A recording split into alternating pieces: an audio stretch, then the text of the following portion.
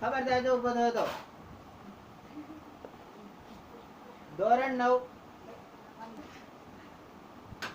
તારી સાસુ કાણી થઈ જશે. થઈ જવાની. ધોરણ 9 ગણિત વર્ષ 18-19 પ્રકરણ 1 સંખ્યા પદ્ધતિ.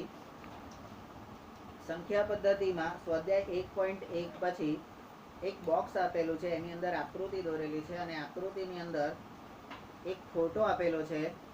એ ફોટામાં એક ભાઈ દેખાય છે, દાઢીવાળા અને મૂછોવાળા, અને એ ભાઈનું નામ છે પાયથાગોરસ. શું નામ છે ભાઈ? પાયથાગોરસ. હવે આ પાયથા અને આ ગોરસ, પાયથોન. પાયથોન એટલે ઇંગ્લિશમાં પાયથોન એટલે શું? તો કે અજગર. પાયથોન એટલે અજગર અને ગોરસ એટલે માખણ. ગોરસ એટલે માખણ. તો આ પાયથા ભાઈ ગોરસ છે, અજગર ને નીચોવીને એમાંથી જે માખણ નીકળ્યું હોય એ પાયથાગોરસ કહેવાય. એટલે વલોણું કર્યા પછી તો પેલા સમુદ્ર મંથનમાં ખબર છે, પેલો મેરુ પર્વત દરિયામાં નાખ્યો હતો અને શેષનાગથી વલોણું કર્યું હતું, બરાબર? તો આ પાયથો એટલે અજગર અને ગોરસ. આપણે વલોણું કરીએ ત્યારે જ માખણ નીકળે ને અંદર. દૂધમાંથી દહીં બને, દહીંમાંથી છાશ બને, છાશનું વલોણું કરતા અને છાશનું વલોણું કરે ત્યારે શું બોલે ખબર? ગમ વલોણું ગમ, છાશ બોલે છમ. ગમ વલોણું ગમ, છાશ બોલે છમ.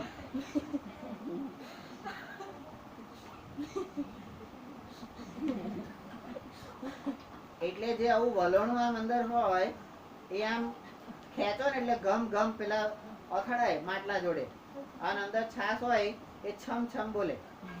અને એ છાશ છમ છમ બોલે ને પછી અંદરથી આમ નીકળે ગોરસ, માખણ. અને જેવું માખણ નીકળે એવું કોણ ખાય? અલ્યા પેલો પીછાવાળો. માખણ તમારા ઘરમાં નીકળે કે ગમે ત્યાં નીકળે, સૌથી પહેલા કોણ ખાય? તો એ પીછાવાળો જ ખાય. એટલે ઘરમાં કોક દાડો માખણ બનાવો ને તો વાટકીમાં સહેજ મૂકી રાખવું, બરાબર? તમે જોજો બીજા દિવસ સવાર નહીં હોય. ટ્રાય મારો હોય મારવાનો, બરાબર? એવો ના ખાય તો કઈ નહીં, ઉંદેડા તો ખાશે ને.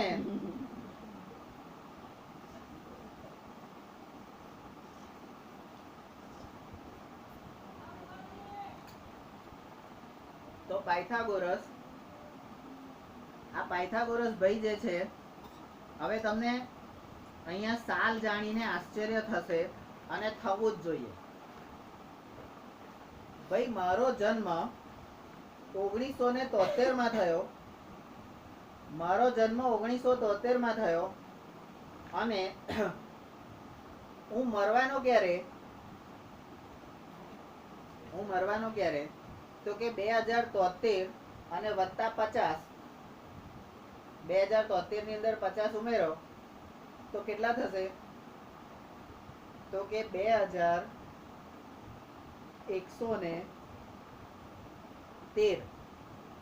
2113. તો 1973 માં હું જન્મ્યો અને 2113 માં હું મરવાનો. ફિક્સ છે આપણું, બરાબર? સેટિંગ કરેલું.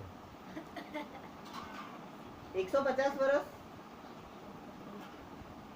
પણ આ જે પાયથાગોરસ છે અવરો છે હારો. 569 માં જન્મ્યા અને 479 માં મરી ગયા. આ હારું ખબર ના પડી. માઇનસ માં જીવ્યો હશે. હે પેલું આપણે બર્થડે ના દિવસે નહીં કહેતા? એટલે બર્થડે એટલે દિવસ જ કહેવાય ને. બર્થડે તો બર્થ જન્મ દિવસ, તો પાછું એવું કહેવાનું બર્થડે ના દિવસ. કે તારી બર્થડે ડેટ કઈ છે? એટલે બર્થડે એ જ હોય તાકે ડેટ કઈ છે? બર્થડે ડેટ કઈ છે? પણ આ ભાઈ અવરો છે. તમે જુઓ, 500 ની શતાબ્દીમાં જન્મ્યો અને 400 ની શતાબ્દીમાં મરી ગયો. સારું, આવું અવરું કેમ થયું?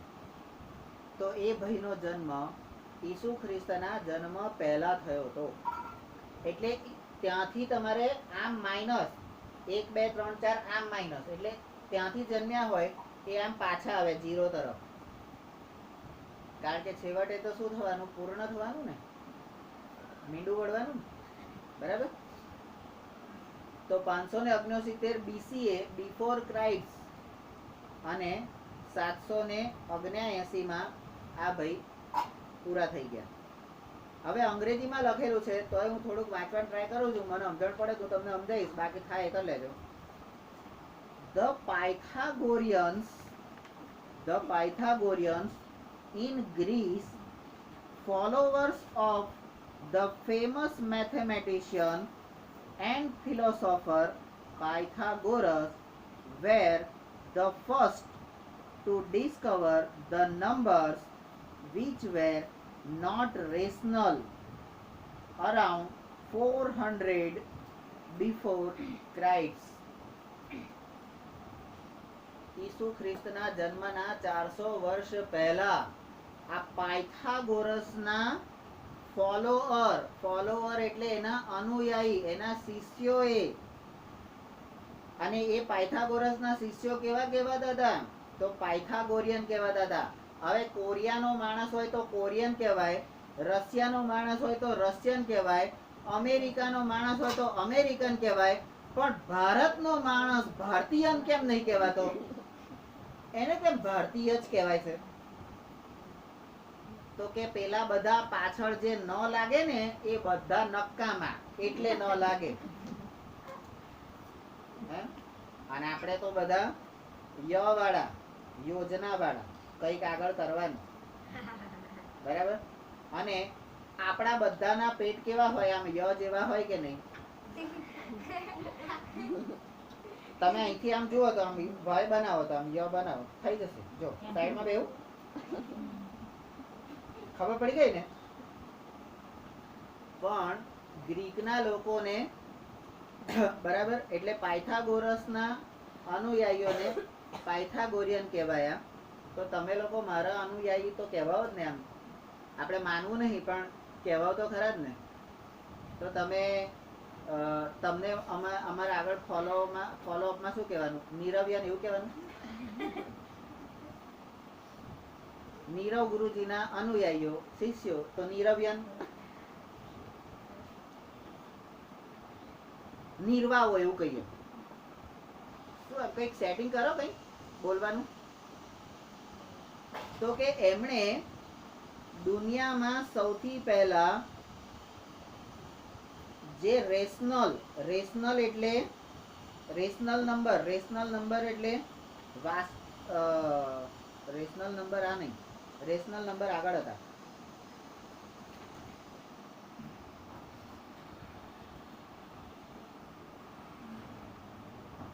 રેશનલ આર્યુ સમય સંખ્યાઓ એટલે જે રેશનલ નતા, સમય નતા, એવી સંખ્યાઓ આ પાયથાગોરસ વાળાએ શોધી કાઢી. તો ભાઈ ભારતના લોકો શું એ વખતે મદારીની જેમ સાપ રમાડતા હતા? આપણે તો આ લોકો ઈસુ ખ્રિસ્તના જન્મ પહેલા 400-500 વર્ષ પહેલાની વાત કરે છે. આપણે આપણા જે પેલા શું કહેવાય, પેલું બોન્ડ લઈને જાનકી લેવા ગયા હતા, શું નામ? હે ના, જાનકી ને પેલા સીતા લેવા ગયા હતા, શું નામ? ઉપરથી, હા, એ રામાયણ અને મહાભારત, એ આ 0 વર્ષ ગણીએ ને, 0 વર્ષ, ઈસુ ખ્રિસ્તનું વર્ષ 0 ગણીએ, એ 0 ના 5000 વર્ષ પહેલા, 0 ના 5000 વર્ષ પહેલા મહાભારત સર્જાઈ ગયું હતું. અને મહાભારત અને રામાયણ એવા ગ્રંથો છે કે જેની રચના પહેલા થઈ હતી અને અમલમાં પછી આવ્યા. એટલે નાટકની સ્ક્રિપ્ટ પહેલા લખાઈ ગઈ હતી અને પછી એવું થયું. તો પેલા વશિષ્ઠ, વેદવ્યાસ, વશિષ્ઠ, બધા આપણા વશિષ્ઠ ઋષિમુનિ જેમણે રામાયણ લખ્યું ને, વિશિષ્ટ નહીં, વશિષ્ઠ ઋષિ, ગધેડા. પેલા દશરથ અને રામના ગુરુ વશિષ્ઠ, ભમણ શું જાતનો સાલા ગરમ બદલી નાખ જનોઈ કાઢી નાખી દે કૂતરાને પહેરે દે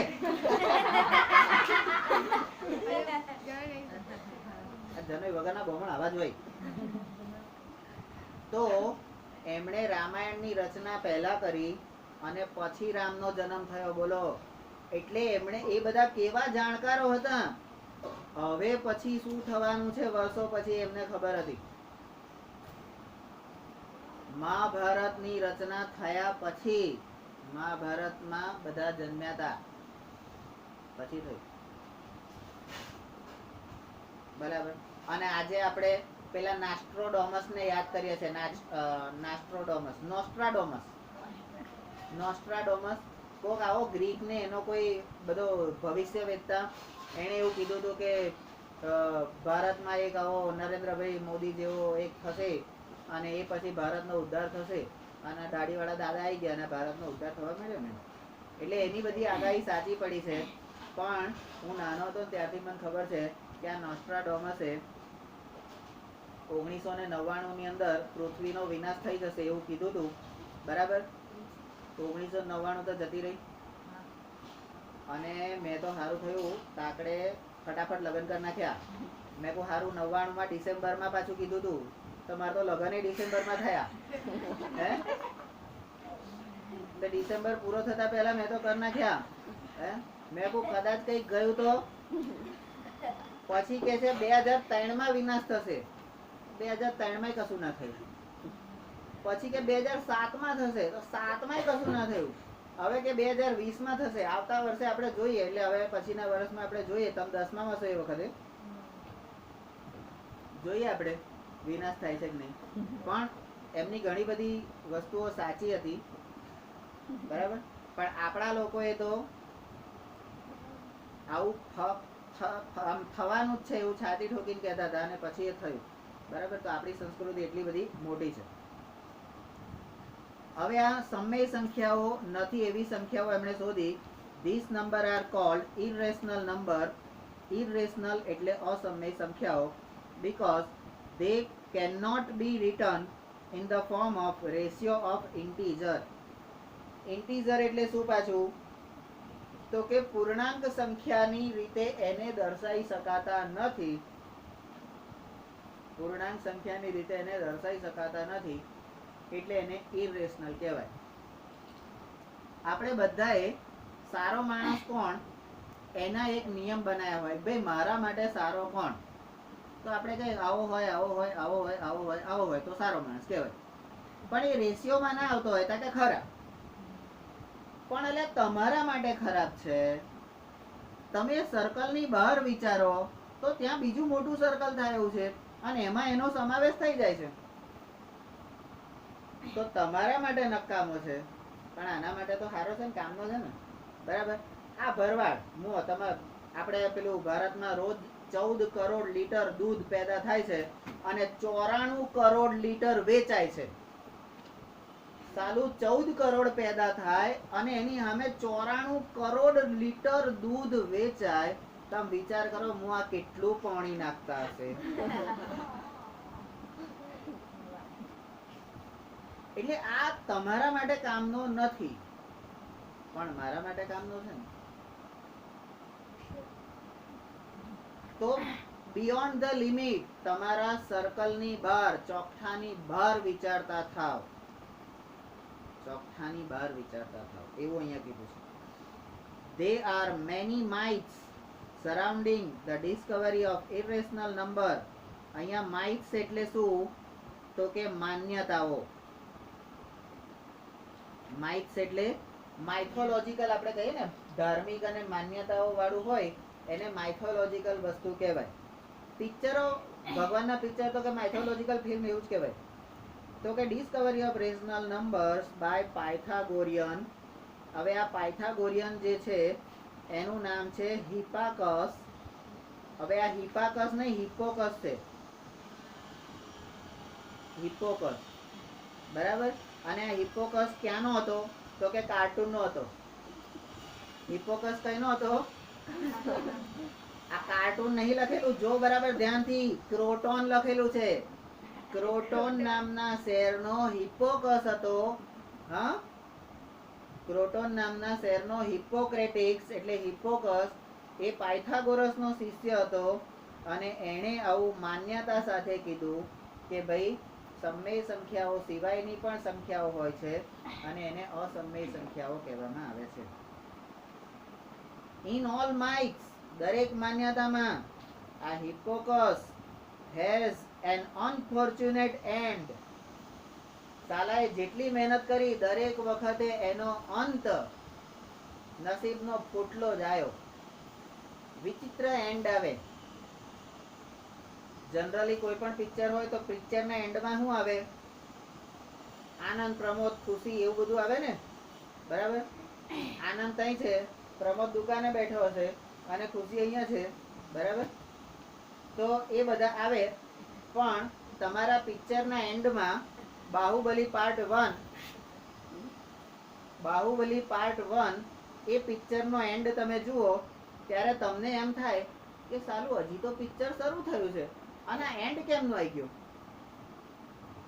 એટલે પછી મહિના પછી પેલા લોકોએ જાહેર કર્યું પેપરમાં, પિક્ચર અભી બાકી હૈ મેરે દોસ્ત, પાર્ટ 2 આવે છે. અને પાર્ટ 2 આવ્યો ત્યારે ખબર પડી કે આખું પિક્ચર કોને કહેવાય. બોલો. તો આને પણ આવી રીતે કોઈ પણ દરેક વખતે એને મહેનત કરી તો એનો અંત એનો અનફોર્ચ્યુનેટ આવ્યો. Either for discovering that. હવે આઈધર ફોર ડિસ્કવરિંગ એટલે અહીંયા આગળ હિપ્પોકસ ડિસ્કવર રૂટ 2. આ વર્ગમૂળમાં 2 ની શોધ કોણે કરી? હિપ્પોકસે. કોણે કરી? હિપ્પોકસ. અને હિપ્પોકસ કોણ હતો? પાયથાગોરસનો શિષ્ય, બરાબર? અને ક્યાંનો હતો? હિપ્પોકસ ક્યાંનો હતો? ક્રોટનનો હતો, બરાબર? પાયથાગોરસ ક્યાંનો હતો? તો કે ગ્રીકનો હતો, બરાબર? Root 2 is a rational or for disclosing the secret about root 2 to people outside the secret Pythagorean sect. Pythagorean sect એટલે પાયથાગોરસનો જે નિયમ હતો એની બહાર જઈને એણે આ વસ્તુ સાબિત કરી, બરાબર? તો આ પાયથાગોરસ માટે આવું કહેવાય છે. પછી અહીં આગળ બીજું છે તો કે આર ડેડકાઇન્ડ નહીં હો, ડેડકાઇન્ડ નહીં, આર ડેડકિન અને જી કેન્ટર આ બે એક 1831માં જન્મીને 1916માં મૃત્યુ પામ્યા અને એક 1845માં જન્મીને 1918માં મૃત્યુ પામ્યા. આ બંને 1880ની સાલમાં, બરાબર, 2 જર્મન મેથેમેટિશિયન એટલે આ બંને ક્યાંના હતા? જર્મનીના. ક્યાંના હતા? જર્મનીના. અને બે કોણ હતા? મેથેમેટિશિયન.